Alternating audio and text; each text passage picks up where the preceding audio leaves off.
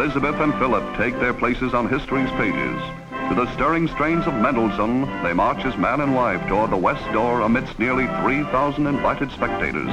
This November, November 20th, marks the 70th wedding anniversary of Queen Elizabeth and Prince Philip. That's their platinum wedding anniversary, which is really a remarkable milestone. Queen Elizabeth and Prince Philip are a royal romance of all time, and readers are just fascinated by their love story from the very beginning when they first met to their royal wedding and to watching their family grow.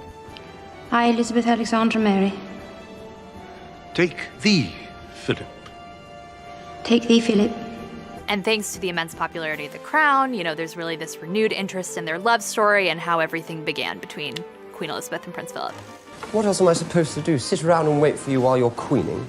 Queening? Yes, queening. The Crown was fantastic. It really brought to life British history in a way that no programme had ever done before.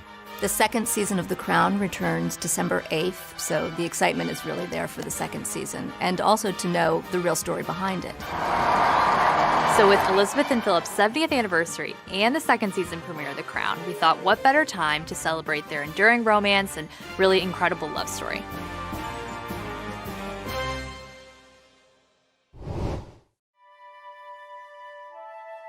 I have seen firsthand what it is like for a royal family to be overthrown because they're out of step with the people. I left Greece in an orange crate. My father would have been killed. My grandfather was. I'm just trying to protect you. The future Prince Philip, Duke of Edinburgh, was born in 1921 in Corfu, Greece. The newborn noble was nephew to the reigning Greek king, Constantine I. Philip is a royal in his own right, well before he ever met and fell in love with Elizabeth. He is actually from the Danish royal family. Danish by birth, his grandfather became a Greek king in the 19th century. Prince Philip's ancestral background is a little confusing, like many European royals of that time. His grandfather was a Danish prince who was installed into the Greek throne in the late 19th century. So Philip has Danish blood, but he's Greek-born. Philip was actually forced to leave Greece when he was 1 year old. Philip left his homeland of Greece under pretty terrible circumstances. There was a military coup. His uncle, King Constantine, was ousted as the monarch, and Philip ended up having to be smuggled out of the country in an orange crate. He was forced to go and live with relatives in Britain. Philip received a very prestigious British education. He went to private boarding schools at Cheam and Gordeston. He joined the Royal Navy at 18, and he was actually the top cadet in his class, which was impressive. He was under the tutelage of his very close uncle, Dickie Mountbatten. Philip's real father lived in Monte Carlo and died when Philip was in his early 20s. Because Prince Philip didn't really grow up around his father, Lord Mountbatten became a really important father figure in his life. Are you sure you wouldn't have preferred one of those, someone with a grand title, rather than a homeless Charlie Crown? No. Oh. In The Crown, Philip is portrayed by Matt Smith. The 35-year-old actor is best known for playing the title role in the hit BBC series Doctor Who. Well then, no time to lose. I'm the Doctor. Do everything I tell you, don't ask stupid questions, and don't wander off. When I first found out that Matt Smith was playing Philip, I found it quite strange, and I was scratching my head because you always imagine Philip as he is now as an older gentleman, and Matt Smith is quite a hot actor. And then when you saw him on screen and he played such a sizzling portrayal of him, and you look back at the photos of Philip when he was younger, and he was a very, very strikingly handsome man. And Matt really captured his physicality, but also his personality. Try and get some sleep. You too? A naval officer's stag night. Chance would be a fine thing.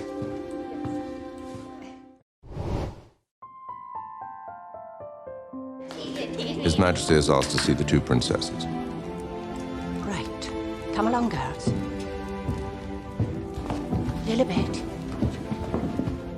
The future Queen of England was born Elizabeth Windsor on April 21st, 1926. Elizabeth's early childhood years were really blissful. So she had her younger sister Margaret as a playmate, and the two of them spent a lot of time in the countryside playing in the fields of heather and down by the babbling brooks. Her family called her Lilibet because that's what she called herself before she could say Elizabeth.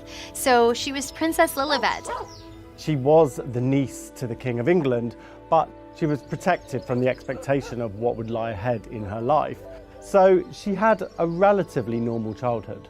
She wasn't expected to become queen. In 1936, everything changed for Elizabeth because her grandfather George died and her uncle Edward ascended the throne. However, within a year, Edward abdicated.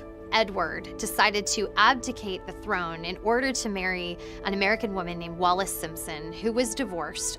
That marriage was not going to be permitted within the Church of England, and Edward decided to walk away from the throne in order to marry this woman whom he loved. Elizabeth's father, George, was Edward's younger brother and next in line. The Royal Knight of Arms read the official proclamation from the balcony of Buckingham Palace. Hail to the new King, George VI of the British Empire.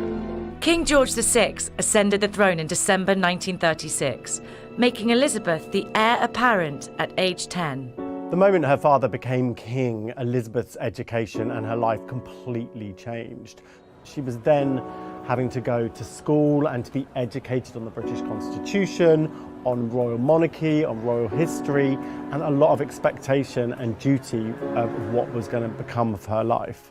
In 1939, the 13-year-old princess visited the Royal Navy College, where she was entertained by a handsome young cadet. Philip's uncle, Dickie Mountbatten, who was also a father figure to him, arranged for Philip to give a tour of the Royal Naval College to Elizabeth and her younger sister Margaret. I'm sure Dickie Mountbatten, who was known to being very shrewd and intelligent, knew exactly what he was doing when he introduced his very handsome 18-year-old nephew to the future Queen of England. It's really not hard to imagine how Elizabeth may have been swept off her feet by this incredibly dashing, future prince in the making. Even if he wasn't an official prince at that time, he had all the trappings of one. So there was a lot of charisma and magnetism around him. Not long after this time, Britain went to war and Philip went out with the Navy. Elizabeth and her sister Margaret stayed in London and Buckingham Palace throughout the Nazi bombing campaign. While Philip was serving overseas, Elizabeth tracked the Allies' progress with pins on a map in her room. Elizabeth and Philip managed to stay in touch throughout this time. They wrote letters to each other and had photos of each other, which they kept with them. Sometimes Elizabeth's letters are auctioned off, and there was one set from that time where she talks about how Philip drives really fast cars, and you can tell how smitten she is with him. Like so many young couples in Britain, the war shaped them and brought them closer together. In The Crown, Elizabeth is played by Claire Foy. The 33-year-old actress received an Emmy nomination for her performance. Claire Foy really did a lot of research to play the role of Elizabeth. And, it's a tough role because Elizabeth is not a superstar in terms of her own kind of charisma.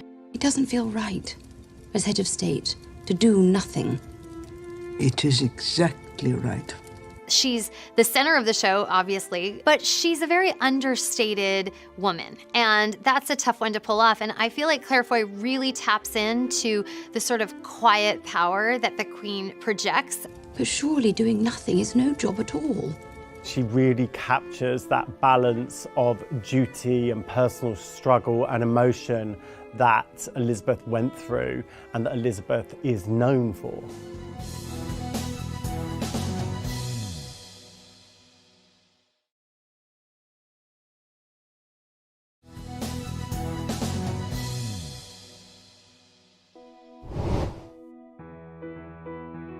Apparently, there's a large breeding herd of elephants at Treetops, so we've got to get there early. Not too early, I hope. Don't worry. What else have you got in mind for our little holiday? Elizabeth and Philip were first introduced in 1939. By 1943, Elizabeth was the 17-year-old heir to the British throne, while Philip was a 22-year-old decorated officer in the Royal Navy. When Philip was the first lieutenant of HMS Wallace, a warship, he made this very shrewd move, which he's credited for in the history books. There was a huge attack going on, and he basically turned off all of the lights on the ship and set out some rafts outside the ship with burning debris to make it look like the ship had been attacked and everyone on the ship was dead. And it meant that the ship actually survived the attack and drifted out away from the enemy fire. The surviving soldiers have praised his heroism and his strategy over the years, and he saved a lot of lives that day. Prince Philip was quite a catch. He was, quite tall. He's a very imposing gentleman, very handsome. And in fact, the Queen's bridesmaid, Lady Pamela Hicks, told people at one point that, Philip was every girl's dream Viking prince. That's what he was for Elizabeth. When the romance really sparked for Philip and Elizabeth would have been the Christmas of 1943. Philip spent his leave from the armed forces at the palace.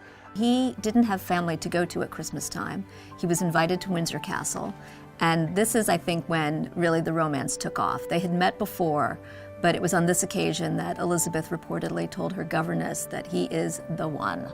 He was not intimidated by her, he was fascinated by her, and she was clearly smitten. In March of 1946, the war was now over, and Philip finally returned to London for good. And the place he couldn't stay away from was Buckingham Palace. And of course, the reason was that Elizabeth was there, and he wanted to see her as much as possible, and she wanted to see him. He would spend nights sneaking into Buckingham Palace around the rear entrance in his sports car. It must have been very exciting for Elizabeth and Margaret, sneaking in this handsome athletic soldier into the palace where they could have fun. It was kind of like a dorm atmosphere, I'm sure. In June of 1946, on a family trip to Balmoral, which is the royal family's estate in Scotland, it's one of Queen Elizabeth's favorite places in the world, Prince Philip finally popped the question to Elizabeth, and without even asking anyone, she accepted his proposal. This was a very subversive moment for Elizabeth. She's the future Queen of England. There's a lot of expectations and there's a lot of implications on who she chooses as her husband. And for her to do this very stridently and very believing in herself and not consulting with anybody shows how much in love Elizabeth was with Philip. This is a time when no matter who you were, if you're a young woman in that time period, you are going to ask your father's permission. You are going to make sure your family approves. And the fact that Elizabeth did not seek that approval was pretty revolutionary.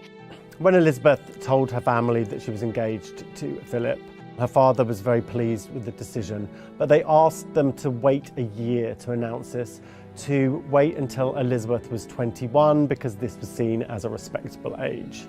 That was a big secret to keep because this is someone who is the direct heir to the throne, who has all the world's attention focused on her. There was a lot of media interest. The public appetite to know about her personal life was huge. There were a lot of rumours in the press, but nobody knew for sure. On July 9th, 1947, the palace issued a statement announcing the engagement. That same day, Elizabeth and Philip made their first official appearance together at a royal garden party.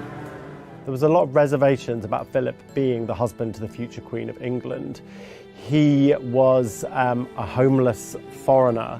For starters, that wouldn't warm to the British public.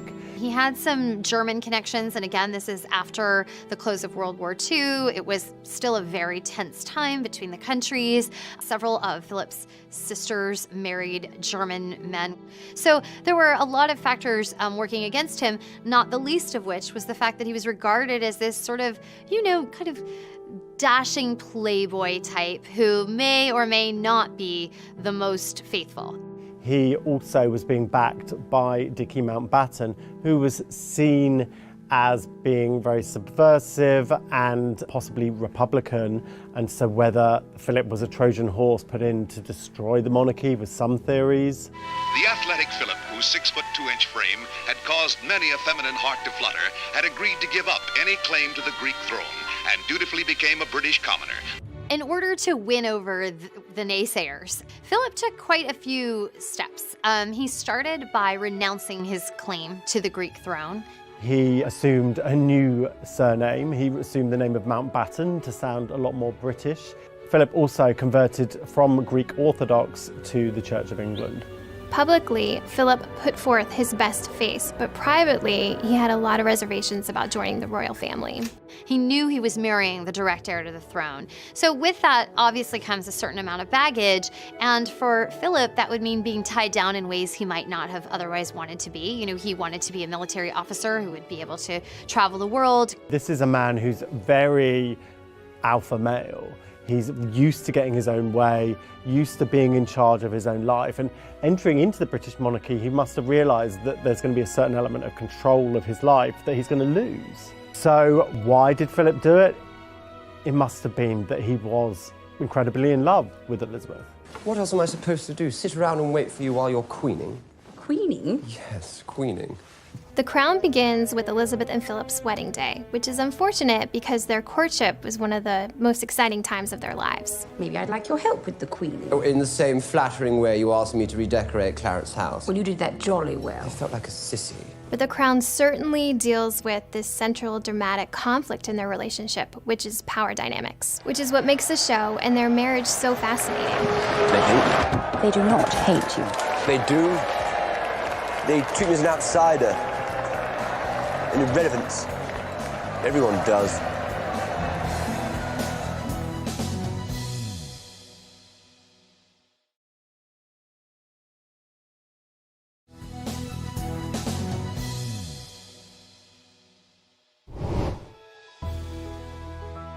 It's quite a victory. There wasn't a single person supported the match, not a single ally at court or in government.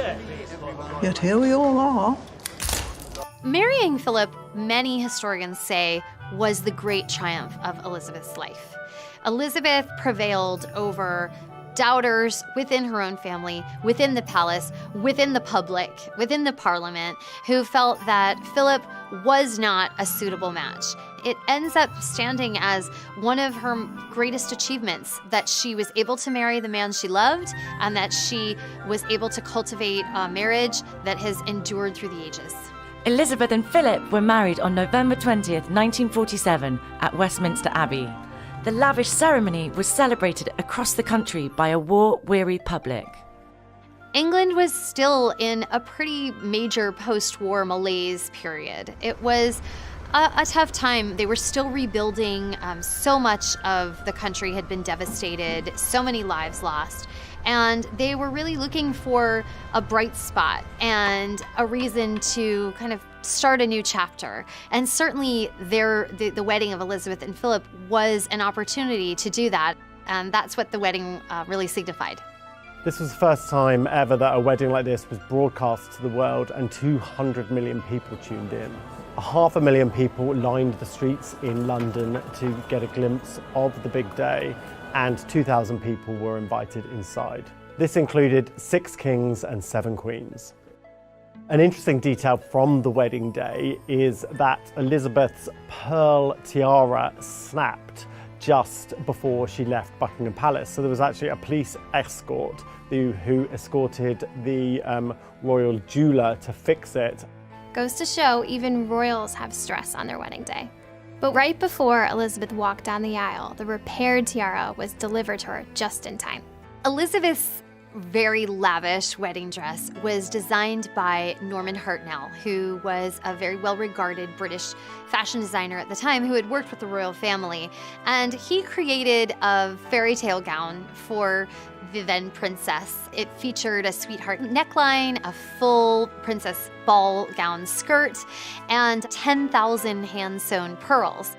One thing that was interesting in the wedding between Elizabeth and Philip was the language. The traditional vows include the word obey, and because she was a future sovereign, the government didn't want to have her obeying anyone except for the laws of the land and not her husband. To love and cherish and obey. There's a scene in The Crown when the vows are taking place. Obey? She insisted. It was discussed. And Winston Churchill's wife asks him, "Obey, really?" And he says, yes, she insisted. Elizabeth has always been clear that in addition to being a monarch, or at that time the future monarch, she's a wife and she wanted the traditional vows. It might seem like a small detail now to us, but at the time it was a big deal to keep that word in and to have a future monarch vowing to obey her husband. This nation needs is several years of strong, steady, experienced administration. In The Crown, the role of Winston Churchill is played by John Lithgow.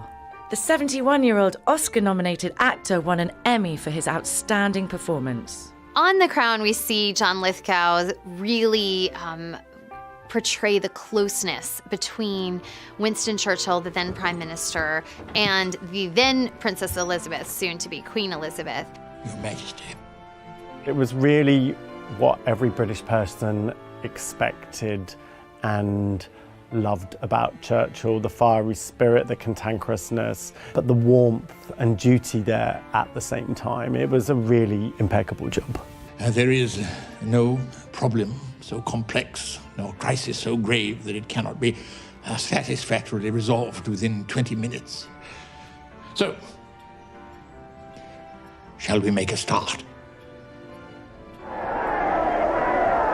On the balcony where kings and queens have appeared unnumbered times on great occasions, the young couple happily share the supreme day of their lives with their countrymen. For Royals fans, one of the best moments in any royal wedding is the big balcony moment. And that's something we have anticipated, certainly in modern times, for Kate and William's wedding, for Charles and Diana's wedding, but it really all started with Philip and Elizabeth's wedding.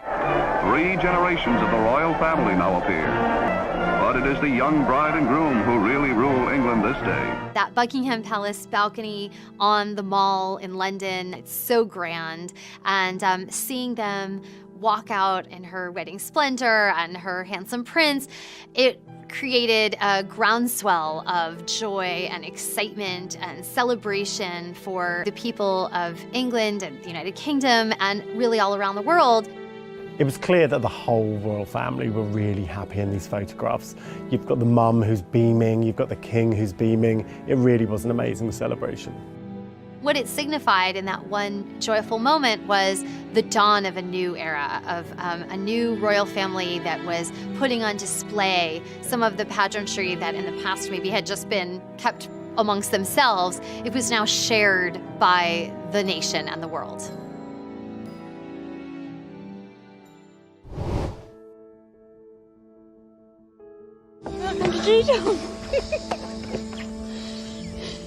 You're a bloody idiot.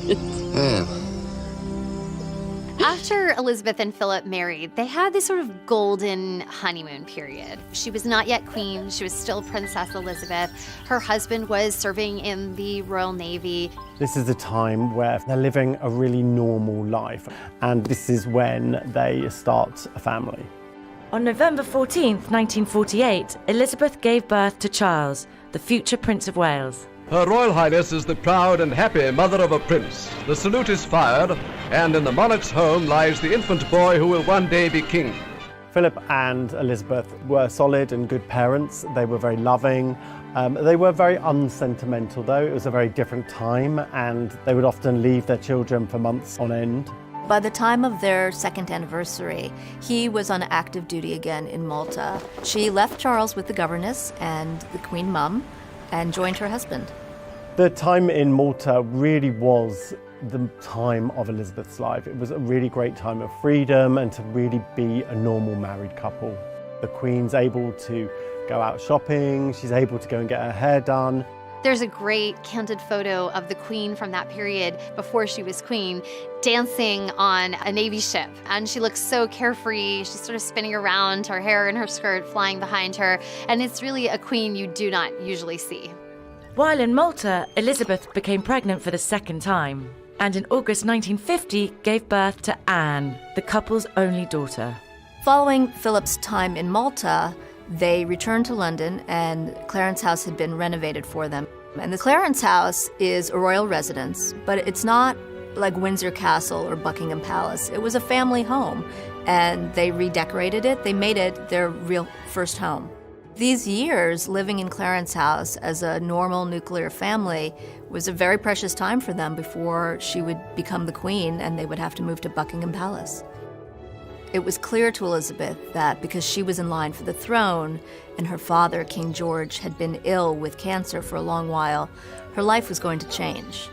In 1951, King George had one of his entire lungs removed, so they really knew that this magical time wasn't going to last forever. That looming, there was the threat of King George's death and Elizabeth's ascension to the throne.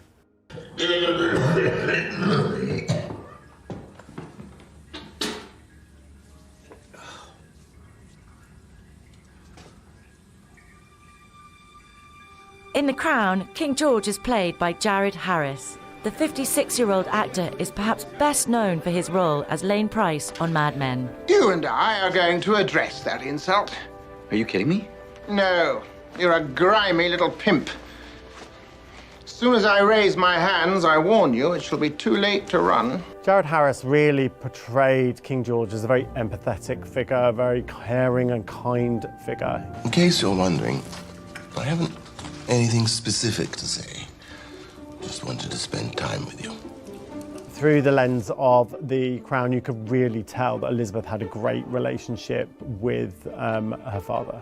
He did a great job at preparing her to be the Queen of England.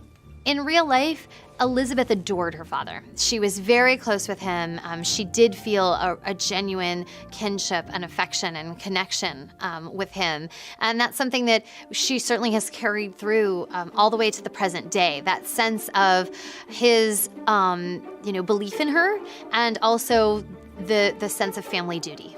On February 6, 1952, King George VI died of lung cancer. He was 52 years old.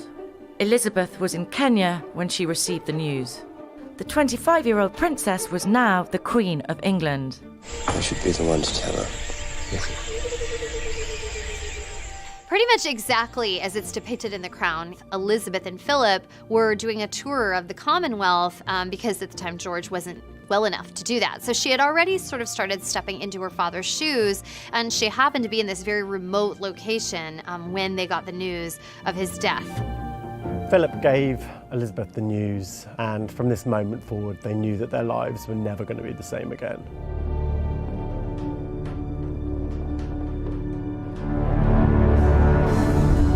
I'll escort it out from there. No, sir, if you don't mind, the Crown takes precedence. In 1952, Elizabeth and Philip were in Kenya. While they were there, they got the news that King George VI had died, making her the new queen. So really, when they came home, they came back to a totally different life and totally different expectations from the life that they left. So it was really like things changed in an instant for them. Elizabeth is adjusting to a massive change, which is she is now the queen and she's a young mother on top of that. So there are a lot of competing demands and a lot of shifting power balances within the marriage between Elizabeth and Philip. There are decisions she's going to need to make as monarch that he might disagree with, that if you were a different type of couple, maybe you're going to talk it out and compromise. She's now the queen. Immediately, Elizabeth and Philip have to move from Clarence House to Buckingham Palace. And straight away, Philip is realizing that his power and his influence and his decision-making is waning, and he's losing control of aspects of his life. Clarence House. Our home? What about it? In the show, we see Philip really object to making the move from Clarence House to Buckingham Palace. We have to give it up. The home of the Sovereign of the United Kingdom is Buckingham Palace. Says who? Me. This isn't something that either Philip or Elizabeth has ever publicly discussed, but you can imagine that this was a move that would have been tough for him. This is the first proper home I've ever had. Knowing that he was going to a place that was A, gigantic, drafty, not the cozy family home that maybe, they had been able to craft for themselves in Clarence House, but also really in the public eye. They'd rather we didn't keep the name. Mountbatten. Who's they? Cabinet. It's none of their business. One of the first conflicts to arise once she's made queen is what the children will be named. Philip very much wanted his children to carry the name Mountbatten, as he did. The name has to be Windsor, for stability. The Queen, acting on advice and request really from the government, had to keep the name Windsor, and they did. This was one of the biggest fights in Elizabeth and Philip's marriage. Philip was really rankled about this decision. He remarked that he was the only man in England whose children wouldn't be taking their father's name. What kind of marriage is this? What kind of family? You've taken my career from me, you've taken my home, you've taken my name. I thought we were in this together. Philip is very quickly seeing himself shoved in the background here, and he doesn't know what his role is going to be. There's no textbook study for somebody being the prince consort, and so he's struggling with being emasculated and not really knowing what he's going to have to do going forward. The Duke of Edinburgh comes to vow lifelong allegiance to his queen. On June the 2nd, 1953, 16 months after the death of her father, Queen Elizabeth was officially crowned at Westminster Abbey. The coronation was televised for the first time ever, and 20 million viewers tuned in. It's the first time that a world audience has seen this kind of ceremony and gets an insight into the workings of the British monarchy. No one does coronations like the British royal family. This is a very, formal, opulent, steeped in history, extravagant ceremony that has so many layers of meaning and tradition. As the Archbishop of Canterbury confirms Elizabeth's sovereignty by placing on her head the 6-pound King Edward's crown. The pomp and pageantry of the 2.5-hour ceremony is witnessed by the Queen Mother and Prince Charles. One of the things that made Elizabeth's coronation so special is that she was so young. She was only 26 years old, and it's not often that you see such a beautiful, glamorous young woman ascend the throne the way that she did. It was pure spectacle as well as great grand tradition, kind of all coming together in this one massive event. With becoming dignity, the Queen walked from the chair of estate to a place near King Edward's chair, preparatory to the ceremony of recognition. She was certainly very poised that day, very calm, collected, as she really always is in these kinds of situations. But she rose to the occasion and fulfilled her destiny. I have in sincerity pledged myself to your service, as so many of you are pledged to mine. One of the lovely details about her coronation was in her radio address, the Queen mentions her husband. In this resolve, I have my husband to support me. He shares all my ideals and all my affection for you. It was a lovely mention for him. It's sort of, if you win an Oscar, you mention your spouse, and this is that on a much grander scale. Is just another example of how she was very sensitive to share the spotlight with him when it was appropriate to do so.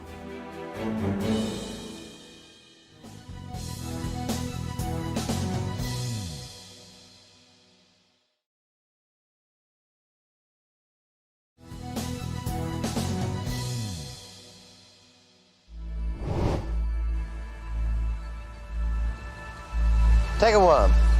What? A worm? With your fingers, go on. They won't bite the worms, boy. That's it. Good boy. It's wriggling. Of course it's wriggling, it's a worm.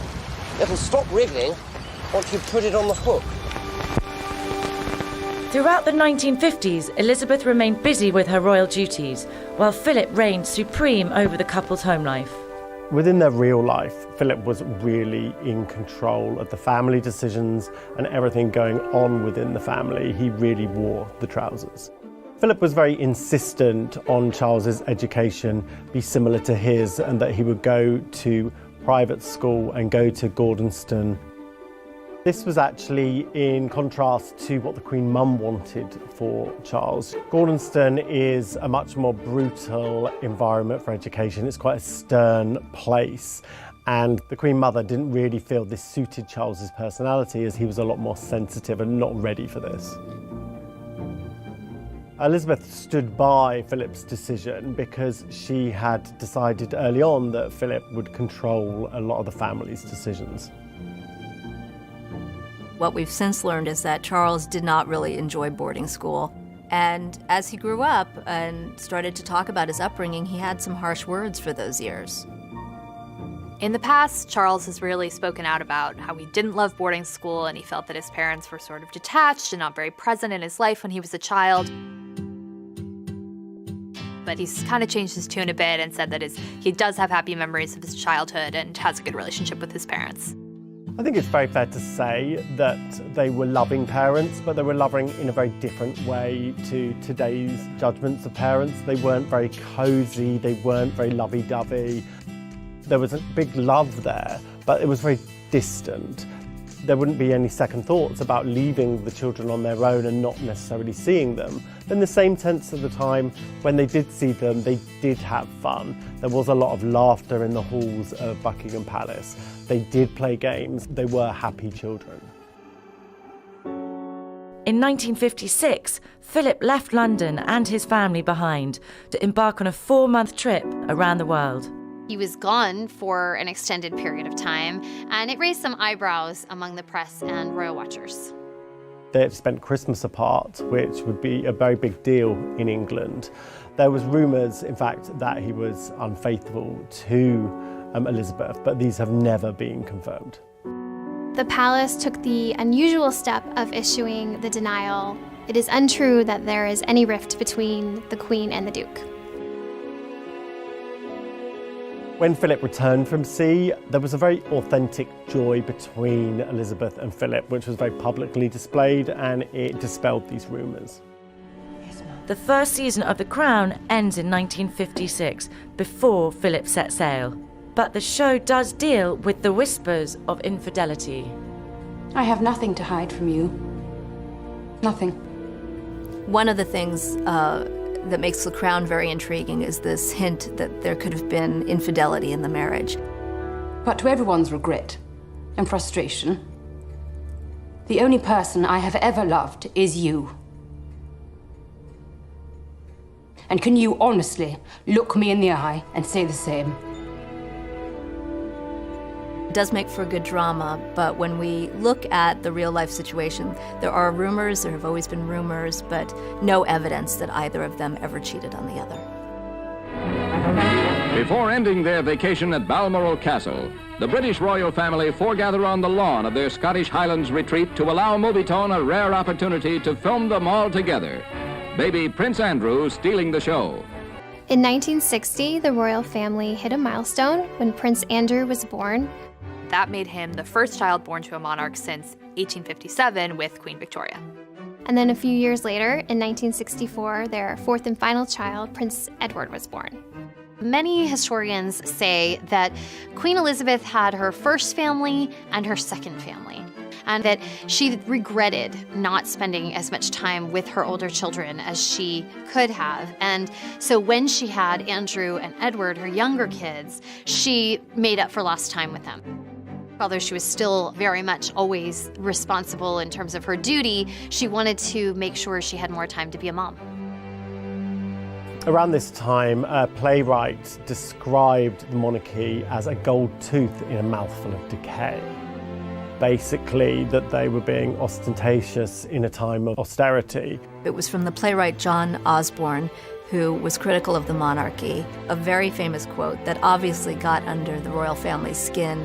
And they responded in 1969 by allowing themselves to be filmed for a documentary where you saw them doing normal things. You see them on a picnic and sitting down to dinner and talking as a family. Extremely difficult sometimes to keep a straight face. When the Home Secretary said to me, there's a gorilla coming in.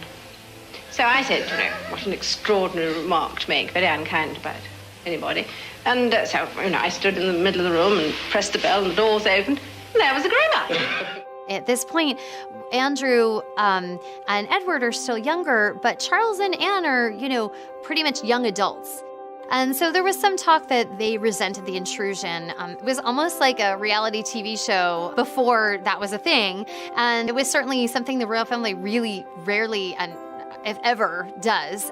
Despite the children looking back and saying they felt it was intrusive, the film at the time really had the desired effect, which was to humanize the monarchy for their subjects. People who watched it in 1969 looked and said, the Queen is just like me. She, takes things out of a picnic basket and feeds her family and plays with the dogs. It was sort of delightful. That's all I got. Thank you.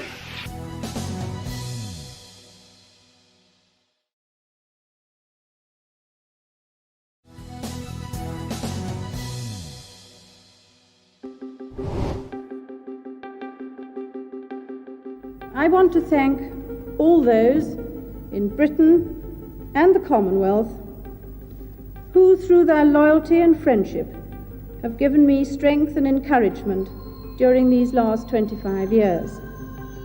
In the 70s, we see Great Britain go through a time of political and economic turmoil. And this is where we really start to see the Queen rise above as a figure who is apolitical, outside of debates about economics or elections. She is starting to emerge as a kind of constant for her subjects in Great Britain. Meanwhile, Elizabeth and Philip's firstborn was making more and more headlines. After much speculation throughout the 70s about who Prince Charles would marry and who would be the future Queen, Charles married Diana Spencer in 1981. Here is the stuff of which fairy tales are made.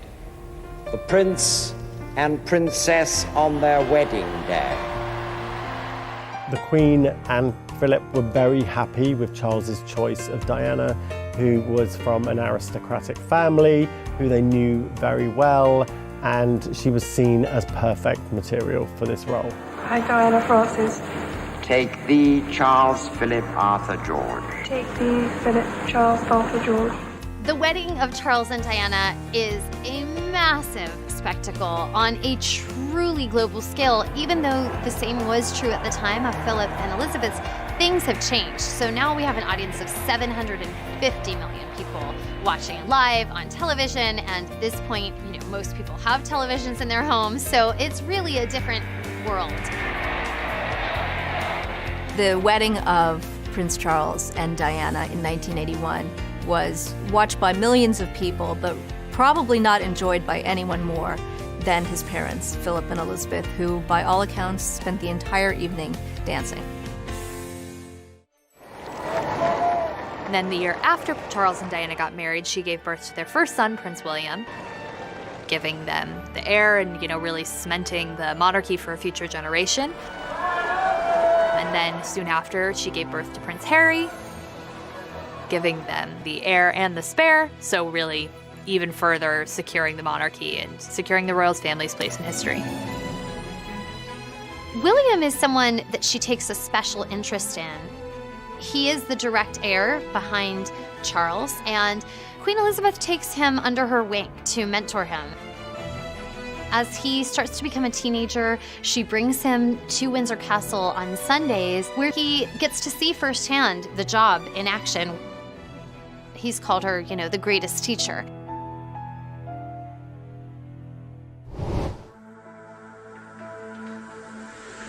"1992 is not a year on which I shall look back with undiluted pleasure. In the words of one of my more sympathetic correspondents, it has turned out to be an annus horribilis." The most difficult time of Philip and Elizabeth's life would have been 1992, which she in fact described as her annus horribilis in her Queen's speech at Christmas time. The annus horribilis is a Latin term that the Queen used to describe a very bad year. And she wasn't being dramatic. It was a year that saw two splits, Charles and Diana, Andrew and Fergie, the divorce finalized between Anne and her first husband, and then it was capped off with a fire that destroyed a portion of Windsor Castle. I sometimes wonder how future generations will judge the events of this tumultuous year. I dare say that history will take a slightly more moderate view than that of some contemporary commentators. He who has never failed to reach perfection has a right to be the harshest critic. Prince Charles and Princess Diana's separation is a period of tremendous pain for the royal family, and in particular for Queen Elizabeth, because this is her firstborn child, and marriage is extremely important and sacred to Elizabeth. So first she finds out that this marriage isn't working. Next, Princess Diana goes on television, and Prince Charles also, and each give interviews talking about their own infidelities. And in Charles's case, he admits that he cheated on Diana with his longtime love, who he would later marry, Camilla Parker Bowles. And in Diana's case, she famously says, "Well, there were 3 of us in this marriage, so it was a bit crowded." And for the Queen, Diana's interview is really the final straw, because she feels that this public war of words cannot continue to play out in the spotlight, that it needs to be over. So many people in royal circles say that it was after Diana's interview, the Queen intervened and said, "It's over, you two need to call it quits and move on, because this is not working anymore." Charles and Diana's divorce was finalised in 1996. The following year, Elizabeth and Philip were forced to mourn the sudden and tragic death of the People's Princess. Confirmation from Buckingham Palace tonight that the world has lost Princess Diana at age 36, dead in a car crash in Paris, along with her companion of the past several weeks, Dodi El Fayed, one of the heirs to the Harrods department store fortune. The Queen's reaction was criticized really around the world, especially, however, among the people of the United Kingdom, who were really grieving in their own way for this beloved princess. She was, at this point, her son's ex-wife. She was also the mother of 2 of her grandchildren, and she was a figure whose own fame had really outstripped the Queen's in many ways, and certainly her popularity had become on another level from anything the world had ever seen before. So that was a lot. There were a lot of layers for the Queen to navigate after Diana's death. The Queen remained at Balmoral, the Scottish estate where she and Charles and William and Harry had been when they learned of Diana's death. And many felt that she needed to return to London and acknowledge the tragedy. The city of London was in this sort of collective mourning and grief. And the days went by where Elizabeth was still not there, not there, not there. I think it's disgusting that they have not appeared or said a word relating to all this. I really am upset. I can't understand the Queen doing it, really. People were looking to her to be this grandmother, mother figure for the nation. And by her absence, they felt that she was misjudging the nation's need to be reassured by her. So ultimately, she came to London and she gave this sort of famous address on television. What I say to you now, as your Queen and as a grandmother, I say from my heart. First, I want to pay tribute to Diana myself. She was an exceptional and gifted human being. In good times and bad, she never lost her capacity to smile and laugh, nor to inspire others with her warmth and kindness. It was, a very difficult thing for the Queen to do. It was certainly an unconventional thing for her to do. In her mind, this was not her role, but ultimately she fulfilled it. I admired and respected her for her energy and commitment to others, and especially for her devotion to her 2 boys.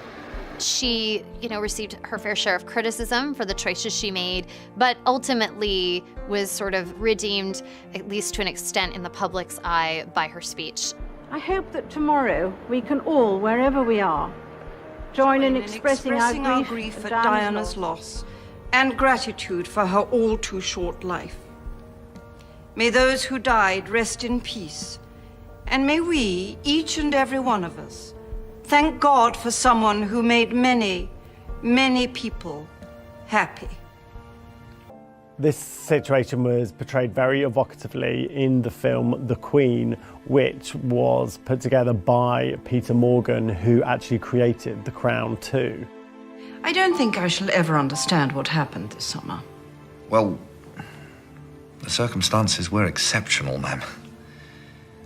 And in the end, you showed great personal strength, courage, and humility. You're confusing humility with humiliation. Peter Morgan has really made a career of portraying Elizabeth and the real personal side of Elizabeth, and that's exactly what he does so well in The Crown. And the producers of The Crown have said that their hope is to go all the way through with the Queen's life through the modern day. So eventually we will see this play out in The Crown. It is a chance to show to the whole world the British nation united in grief and respect. In 2011, Elizabeth and Philip celebrated the marriage of their grandson, William, the future king, to Catherine Middleton, a commoner from the village of Bucklebury. William's marriage was a pretty significant break from tradition for the royal family. This was the first time that a direct heir to the throne had married someone who is not an aristocrat, not from a noble family. In fact, Kate's parents had once worked as airline stewards, and they're self-made entrepreneurs who built a business from scratch. They got in early on e-commerce and built up a party planning business online. And so Kate is not from a family that would have historically been considered suitable for marrying into the royals. In the 70s, when Prince Charles was looking for a wife, there was very strict guidelines about who could be a princess and whether they would have to be a virgin, whether they would have to come to this particular family. And the Queen really lessened those restrictions and has advocated for Prince Harry and for Prince William just to basically follow their own hearts and to choose who they want to marry. We're watching for an engagement announcement from Prince Harry, who has been dating the American actress Meghan Markle, and she could be the next princess. There is so much about Meghan that would make her a completely different kind of royal bride should Harry propose. She's American, for starters. She's an actress. She's very independent. She has a biracial background. She's very, proud of her mixed race heritage and has spoken about that in the past. And she's divorced. So all of those factors are really something that half a century ago would have been unheard of for someone considered a candidate to marry into the royal family. The other news we're following is the pregnancy of Princess Kate with her third child. That will make for Philip and Elizabeth a sixth great-grandchild, and I'm sure they're very excited, as we all are. Happy birthday, Your Majesty. Happy birthday to you. Elizabeth made history on April 21st, 2016, when she became the first British monarch to celebrate her 90th birthday. And it's not the only milestone Elizabeth has set. She is also the longest reigning British monarch in history. She's now reigned 65 years, which is a really remarkable achievement, unparalleled. As a queen in her 90s, she still maintains a really active schedule, and while she has handed off some of her royal duties to her children and to her grandchildren, she's still really busy. In the summer of 2016, Philip actually retired from royal duties. I'm sorry to hear you standing down. I can't stand up much. He was the longest serving consort to the monarch that has ever happened. I think he did 22,000 royal engagements, thousands of speech, and he did a lot of good. Over 70 years, their love has endured and stayed really strong, and members of their family have said that Prince Philip is really the pillar of strength that has kept Queen Elizabeth going and kept her grounded throughout her, 65-year reign. A really remarkable thing about Elizabeth's reign is that in the 65 years she's been on the throne, she and Philip too have met basically every major world leader of the 20th and into the 21st century. It's really astonishing and kind of mind-boggling when you think about it. Stalin and Truman were in power when she ascended, Nixon and the Kennedys, the Obamas, all the way through, plus, of course, all the British prime ministers. She has been a true witness to history. I am aware that I'm surrounded by people who feel that they could do the job better. Strong people with powerful characters. More natural leaders, perhaps better suited to leading from the front, making a mark. But for better or worse, the crown has landed on my head. So the big question when everybody watched The Crown was like, what does the Queen think? And it's been reported that she has watched the show. She actually loves soap operas, and that she gave her royal seal of approval, and that she likes the portrayal of her and Philip's relationship.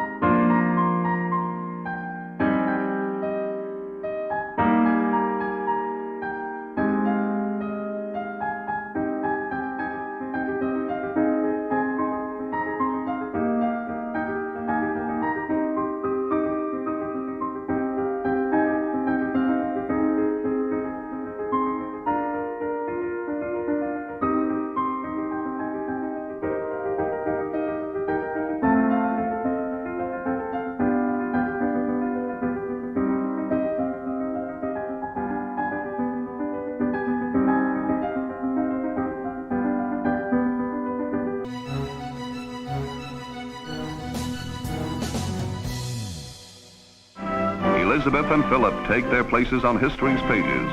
To the stirring strains of Mendelssohn, they march as man and wife toward the west door amidst nearly 3,000 invited spectators. This November, November 20th, marks the 70th wedding anniversary of Queen Elizabeth and Prince Philip. That's their platinum wedding anniversary, which is really a remarkable milestone. Queen Elizabeth and Prince Philip are a royal romance of all time, and readers are just fascinated by their love story from the very beginning when they first met to their royal wedding and to watching their family grow. I, Elizabeth Alexandra Mary. Take thee, Philip. Take thee, Philip. And thanks to the immense popularity of The Crown, there's really this renewed interest in their love story and how everything began between Queen Elizabeth and Prince Philip. What else am I supposed to do? Sit around and wait for you while you're queening? Queening? Yes, queening. The Crown was fantastic. It really brought to life British history in a way that no programme had ever done before. The second season of The Crown returns December 8th, so the excitement is really there for the second season, and also to know the real story behind it. So with Elizabeth and Philip's 70th anniversary and the second season premiere of The Crown, we thought what better time to celebrate their enduring romance and really incredible love story.